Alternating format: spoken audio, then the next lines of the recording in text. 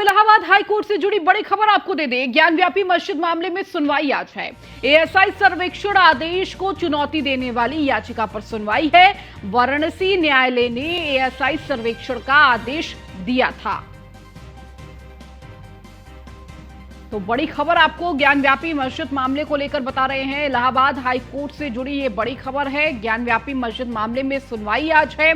ASI सर्वेक्षण आदेश को चुनौती देने वाली याचिका पर सुनवाई है। तो वाराणसी न्यायालय ने एएसआई सर्वेक्षण का आदेश दिया था और इसी को चुनौती देने के लिए आज सुनवाई है।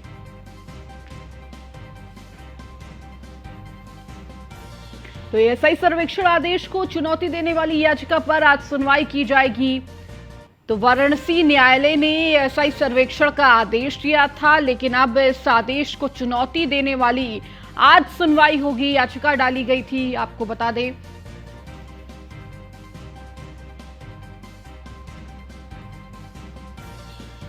तो इलाहाबाद हाई कोर्ट से जुड़ी ये बड़ी खबर आपको दे रहे हैं। ज्ञानव्यापी मस्जिद मामले में सुनवाई है आज। एएसआई सर्वेक्षण का आदेश चुनौती देने वाली ये याचिका पर सुनवाई की जा रही है। जानकारी ये भी दे दें कि वाराणसी न्यायालय ने एएसआई सर्वेक्षण का आदेश दिया था, लेकिन अब इसके खिलाफ याचिका डाली गई, इस पर रोक लगाने के लिए, चुनौती देने के लिए, और इसी चुनौती पर सुनवाई होनी है आज। तो लगातार एक के बाद एक ज्ञानव्यापी मामले पर कथित मोड़ आ रही है।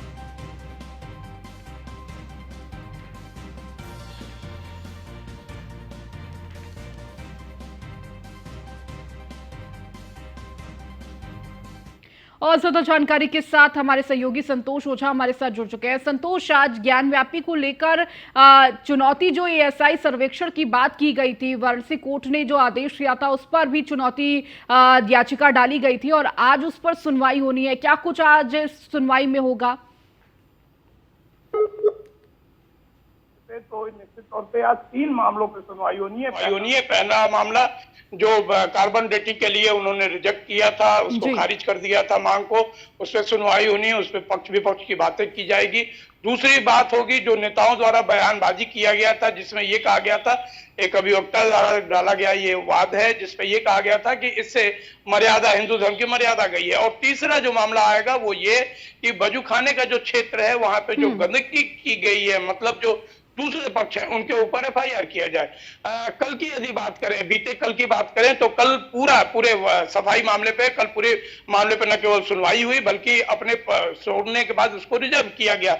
आज क्या उनके ऊपर, नेताओं के ऊपर ये बातें की जाएंगी या फिर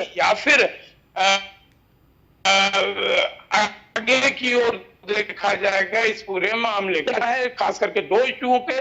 पहला इशू तो ये होगा कि क्या वजू खाने पे जो गंदगी की जा रही है उनके ऊपर एफआईआर होनी चाहिए या नहीं, नंबर 1। नंबर 2 कि जो नेता लगातार बयान दिए हैं इस पूरे प्रकरण में, जो धर्म के खिलाफ रहा है, जो संस्कृति के खिलाफ रहा है, जो धार्मिक भावनाओं को ठेस पहुंचाई गई है, उनमें क्या होना है। ये 2 मामलों पे फैसला। जबकि तीसरे मामले में, जैसा कि आपने कहा, कार्बन डेटिंग से जुड़ा हुआ, उस पर अभी बहस जारी रहेगा।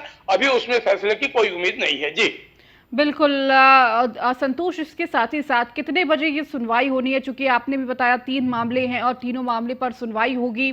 कितने बजे से ये सुनवाई शुरू होगी? क्या टाइमिंग रखी गई है?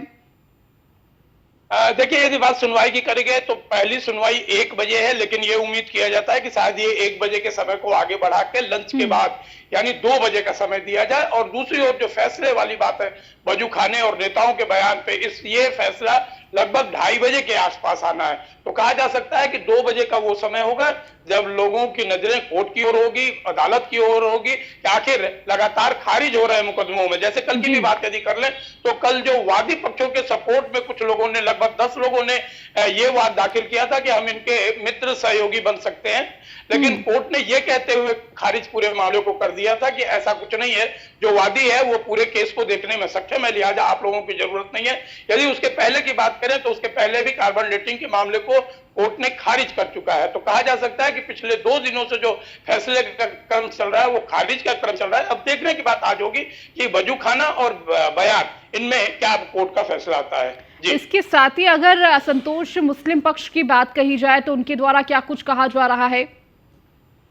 देखिए, निश्चित तौर पर पक्ष इसे जीत की तरह देख रही है, लेकिन यदि दूसरी ओर बात किया जाए, वादी पक्ष की बात की जाए, प्रतिवादी, स्वाभाविक सी बात है कि मुकदमों में अक्सर ये बातें सामने आती हैं कि पक्ष अपनी जीत और विपक्ष अपनी हार बताया करती है, या हार और जीत का फैसला पक्ष और विपक्ष अपने ढंग से आकलन करता है। लेकिन फैक्ट ये नहीं है।